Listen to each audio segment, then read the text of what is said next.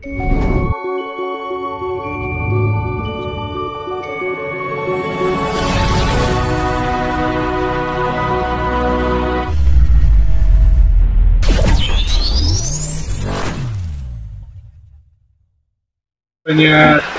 orang yang memprediksi macam-macam Bunda, ini bakal terjadi sirkulasi dan fluktuasi bencana yang di atas rata-rata terawangan. Pandangannya Bunda atau Kang Gondrong seperti apa, dan kalau toh memang benar-benar mengiyakan itu, sebabnya karena apa, solusinya bagaimana? Ya, kalau memang itu sudah siklus alam ya, kita nggak usah pakai terawangan, itu sudah siklus alam. Karena wes tuwek donya iki, kan gitu kan. Terus untuk gunung-gunung yang sekarang sudah mati, akhirnya aktif kembali, ya itu bukan mistik kalau menurut saya.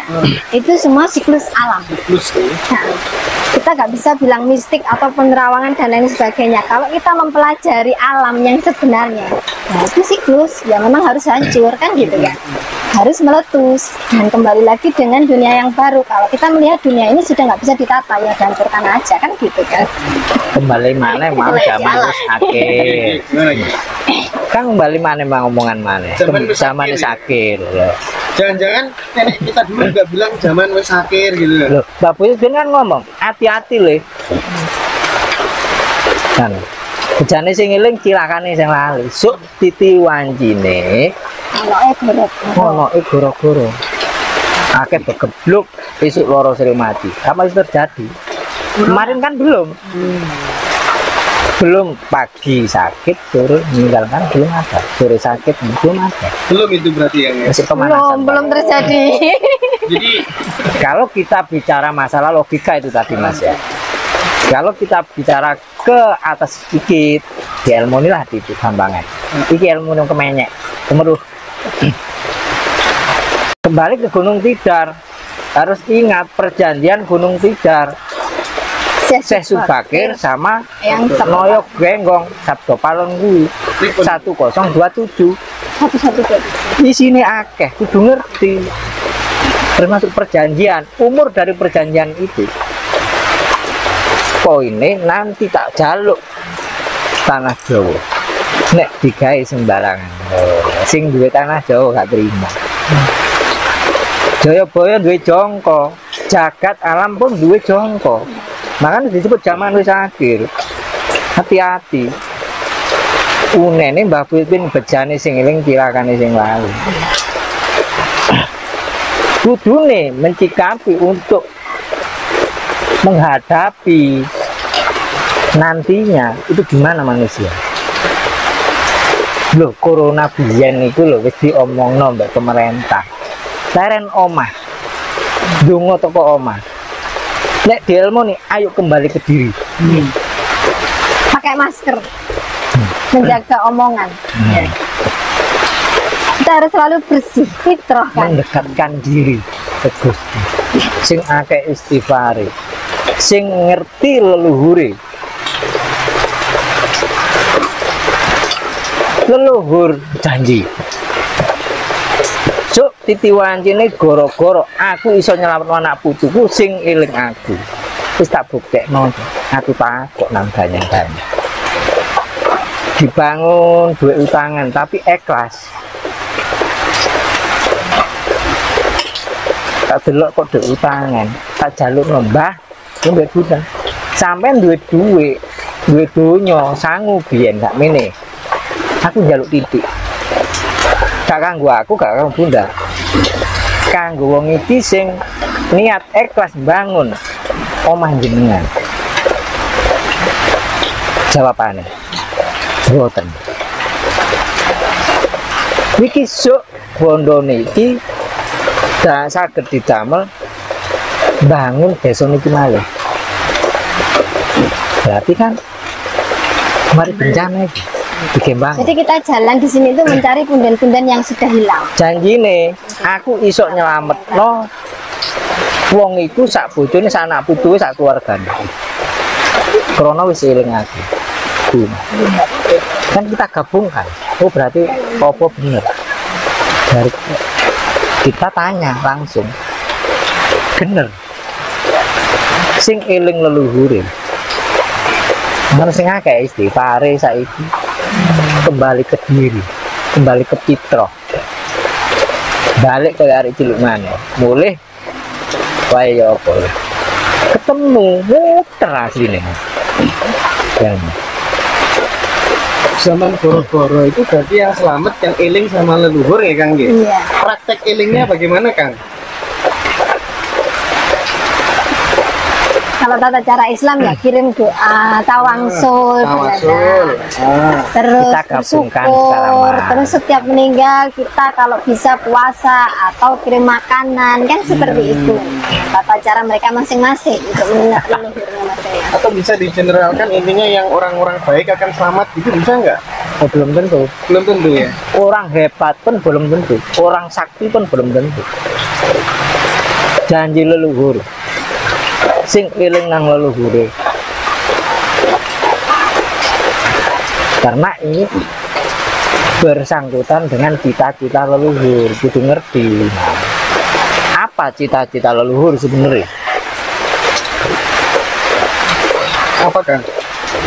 Kita harus ingat Pak Karno dulu bilang, kutitipkan bangsa dan negara kepadamu pemerintah, tapi rakyat tuh kan ku bawa masuk ke kemerdekaan itu, kan ku makmurkan adil merata dengan orang-orang kepercayaan itu berhubungan.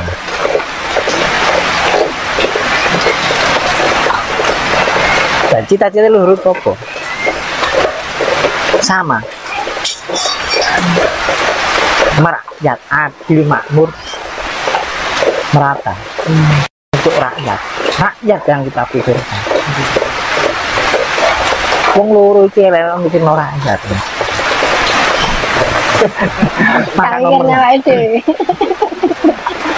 Jadi setiap kita punya tugas, hari ini kita harus ke sana. Bisa nggak bisa kita harus berangkat.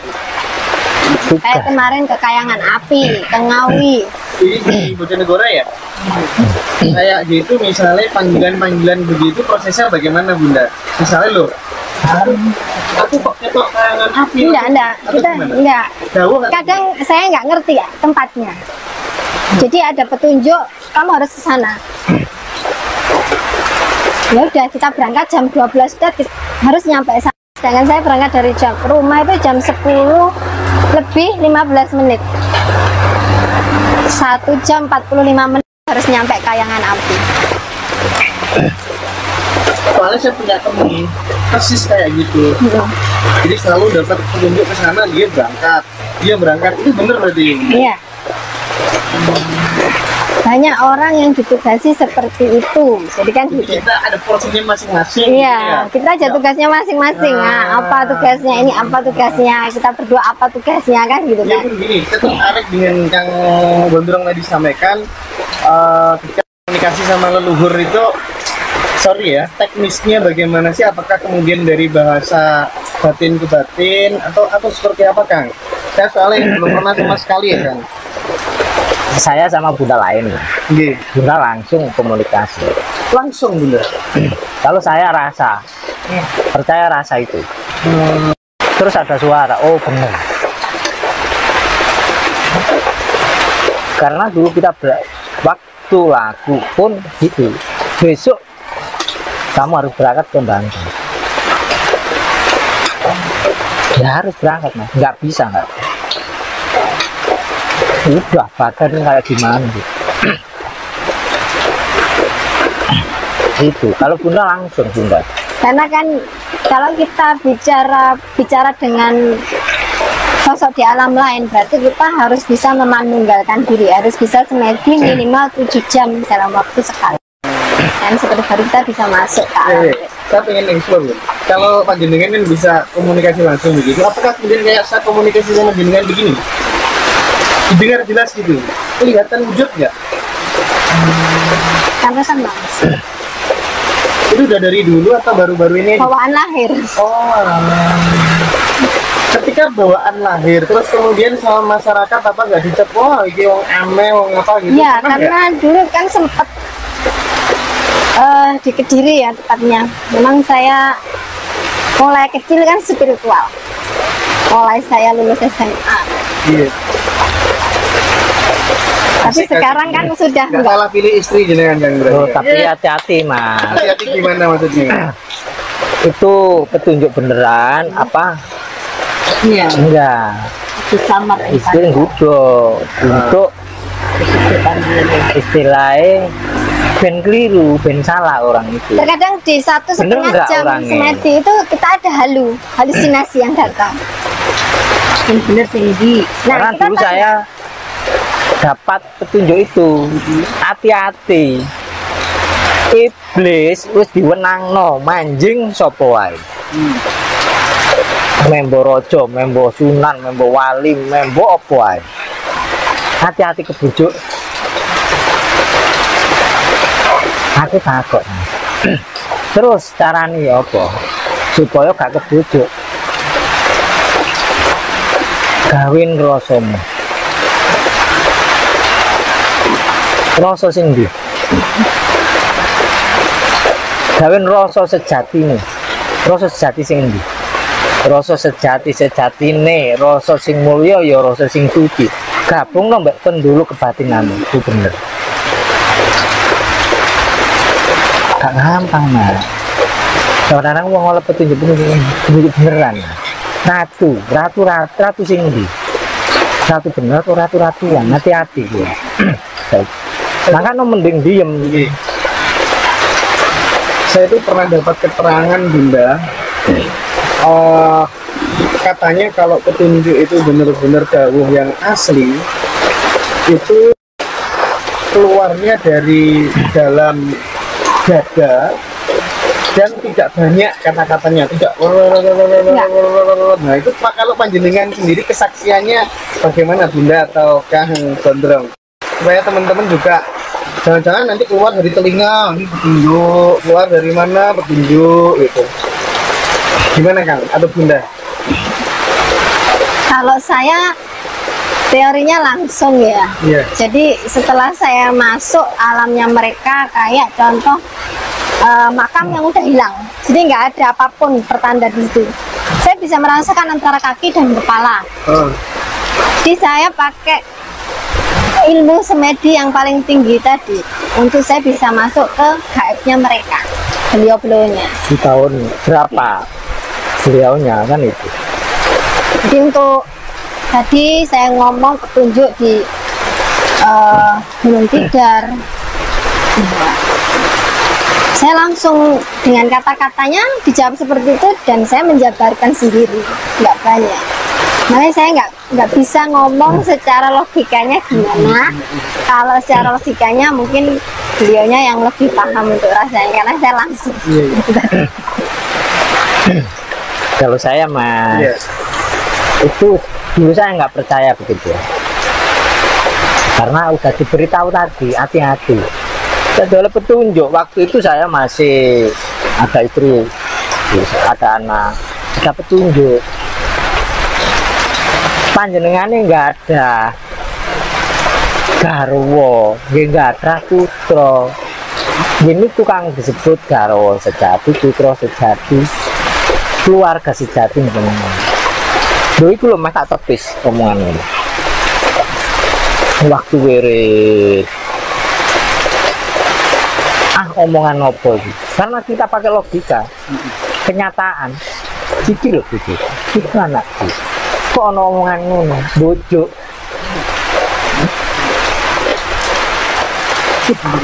Berjalannya waktu bener. Cara kalah itu aku urut bisa. Akhirnya nyari. Jadi petunjuk itu benar. Karena yang memberi petunjuk waktu datang saya nggak mau. Kita sedikit merespon gini, Bunda. Banyak teman-teman saya, ratusan ribu barangkali, teman-teman yang apa tuh namanya, di mana-mana ya, belajar spiritual gitu. Ketika meditasi, Bunda, nggak bisa merasakan apa-apa ya. hanya melihat gede tok. Ya bagus loh berarti. Loh, gitu ya? Enggak, kadang kan pengennya dia kan dia merasakan apa gitu loh. Berarti kan belum. halu itu. Meditasi yang betul berarti justru malah kosong, nggak lihat apa-apa. Kosong nggak lihat apa-apa. Nanti di 7 jam kita baru bisa, di 5 jam kita melihat sinar yang ada. Nah baru di jam ke-7 Berkedap. Meditasinya biasanya itu Bun 30 menit maksimal 1 jam. Berarti mungkin keluhannya itu gara-gara durasinya terlalu singkat gitu ya? Iya. Minimal lah dibikin 2,5 jam atau 3 jam. Oh iya Bun ya. Kayaknya itu kita- jadi solusi terbaik ya. Gimana Kang jenengan merespon itu Kang? Kalau kan- Masalah semedi Iya. ada tingkatan Mas. 1 sampai 7 Kalau lo seperti sampah. tuh nggak gampang, Iya. paling susah. Saya kan Islam, jadi saya pakai wirid Iya. sama puasa itu ya. Semedi saya nggak mau karena susah, takut. Iya. Bukan takut karena apa-apa, takut salah. Berarti emang jalannya panjenengan sama Bunda beda ya Kang ya? Beda. Tapi ketemunya di titik yang sama ya Kang ya? Karena punya tujuan sama. Iya. Dulu Bunda nyari kan tadi ngomong gitu, goleki wong Jawa, pengen makmure wong Jawa. Aku enggak. Nek jagat iki butuh tumbal kanggo enake wong sak donya ki lho tumbale Gusti menungso iki. Saya di Kulon Mas, terus terang. Iya.